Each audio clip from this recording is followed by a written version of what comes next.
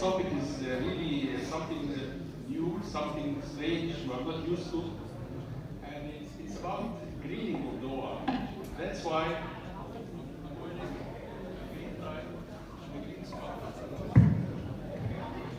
but really it's something that puts a responsibility on our children, not for the time being, but for the generations to come. And I may ask if somebody, how many of us knows something about green gas emissions? If one knows, please raise his hand. What about the carbon footprint? If somebody knows, please raise your hand. We know little about that. Actually, carbon footprint means the carbon dioxide produced inside the atmosphere. It has an effect. And green gas emissions, greenhouse in Arabic, it's soba, means the soba for the plants. Greenhouse gas means carbon dioxide, ethylene oxide, methane, hydrofluorocarbons and hydrofluorocarbons, and ozone. These gases, whenever they accumulate in the atmosphere, they prevent the infrared rays to go up, meaning that they will raise the temperature of the sea and land, the temperature of plus additional effect on the environment and the public health. So, if you see this curve over the past century, you can see the accumulation of carbon dioxide, and you can see the small drop up on top. This is the year or the time of the COVID, where all the activities dropped down. And similarly, the temperature of the earth, the sea and land, is rising. But by time, and over centuries, this temperature can change, and this has an effect on the public health and on the environment. So it's not our problem, rather it is the problem of the generations to come. Now, what about drugs? Do they have a problem? Yes, we have something called environmental risk of a drug. It means the ratio between the safe concentration of the drug in the environment and the predicted concentration. And we say, when we talk about drug hazard, these are 9 grades depending upon the persistence, the bioaccumulation, and the toxicity of the drug. So even drugs, they have their own risk on the whole environment. Something like if you hear about life cycle assessment of the drug, it means the amount of energy used and the emissions resulting from production, the use, and the disposal of the drugs. Okay? Then,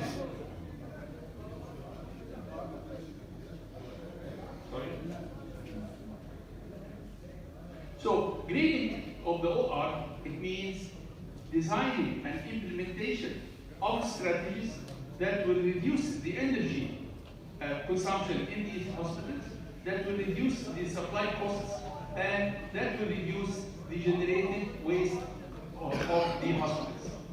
This is greening of the whole environment. It means that. So applying this on the OR. Actually, talking about the national health expenditure, it is really high. And it is counted as a percentage of the GDP, that's the gross domestic product, the whole income of the country. In Egypt, it's about 4.9, but in a place like the USA, which is the highest all over the world, it is 18 plus. So consider how much do they spend on health service. And over years, between 2011, 2021, and 2028, it's supposed to rise something like 50% in America. Also, energy expenditure, we as a health service, we consume almost 10% of the energy or at least this is in America. I don't know what about our countries, but in USA, the energy expenditure due to National Health Service is about 10%. So going green, it means reduction of what I have said. Also, the OR in any hospital costs about 40% of the whole cost caused by the hospital. And we have to adopt some cost-effective choices that will reduce or apply the concept of behavioral economics inside the hospital.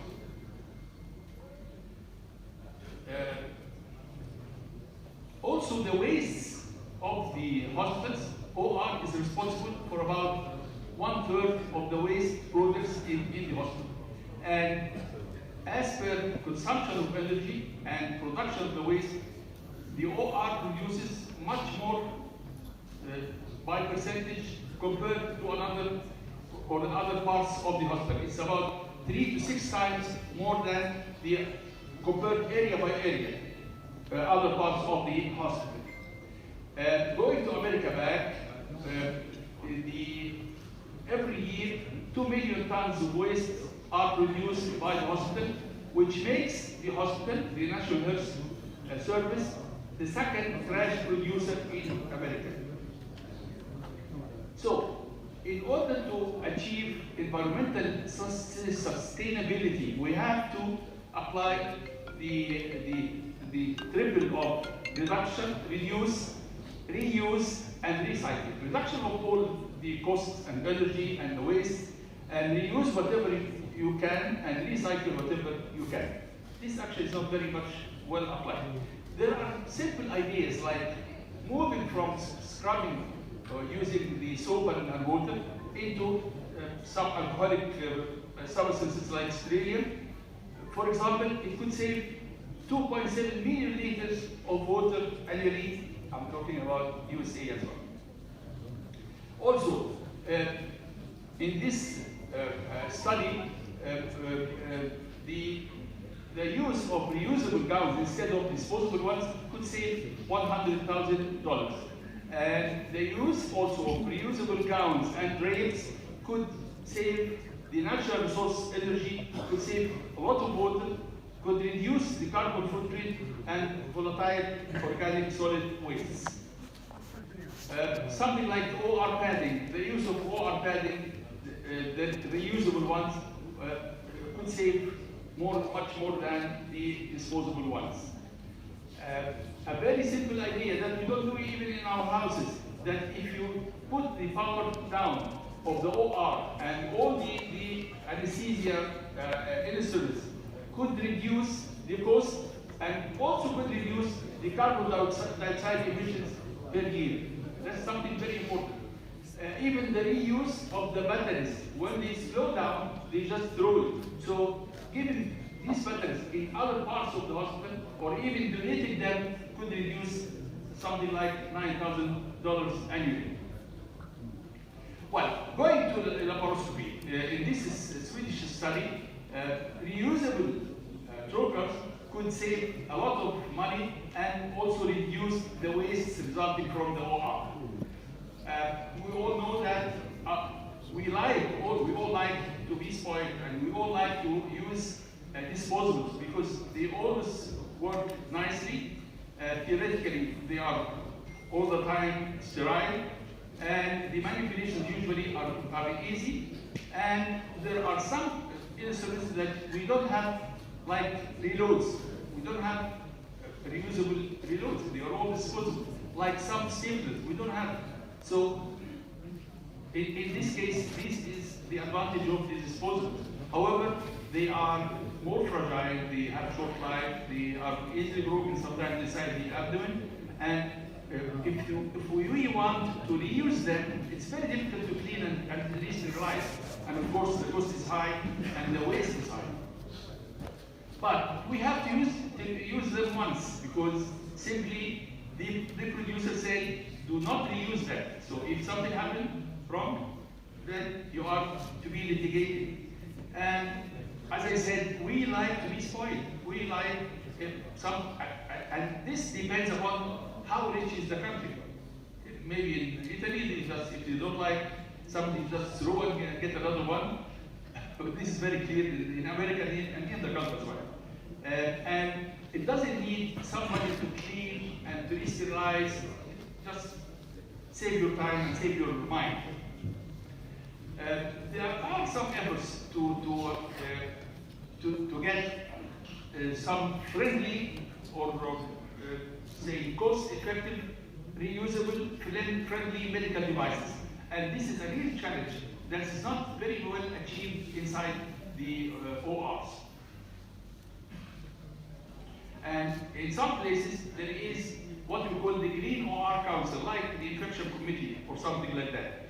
This is supposed to look for recycling opportunities and reduction, be concerned with reduction of the energy expenditure and the water consumption and the reduction of the waste as well. This is a simple idea. Using local anesthesia and with limited disinfection or limited sterilization in hand surgery could save a lot with achieving patient satisfaction as well. There are anyway barriers for going green. One of them is segregation of the item. We have some risky products, waste, and we have some plastics, we have some sharp. So it needs something to segregate this, and this is a challenge. What can be recyclable and what cannot be recyclable? And this actually, it needs a cost for the community to build up a new waste recycling units and to have an infrastructure required for the pickup, transportation, sorting, cleaning, and processing of recyclables. Also, we need materials and equipment that can be reused. This is not something easy because it depends upon some scientific data and also the cost. When we go even to anesthesia, inhalation anesthetics are one of the sources of carbon footprint. And the anesthetists also, they use disposable material and equipment that can be changed into reusable ones. And there was an idea to change inhalation anesthesia into total intravenous anesthesia. And even this total intravenous anesthesia, it means you need to use drugs. And these drugs have their hazards, the way I mentioned before about drug hazard and drug risk. And you need to have a staff. You have initially to train the staff, to educate the staff, and then you plan, you implement, you audit what's going on, and you may need a re-education of this staff. This is something that's not very easy. So, in conclusion, that this climate change poses an imminent threat to environmental and public health. National Health Service, we have our part in sharing in this. Green OR means you reduce the cost, you reduce the gas emission, carbon footprint, and decrease the waste resulting from the OR. Going green, it's a responsibility. We have to consider from now, everywhere in the community, and hospitals are part of the community, and we have to take it not for this time, as I said, for the future of our grandsons. Thank you.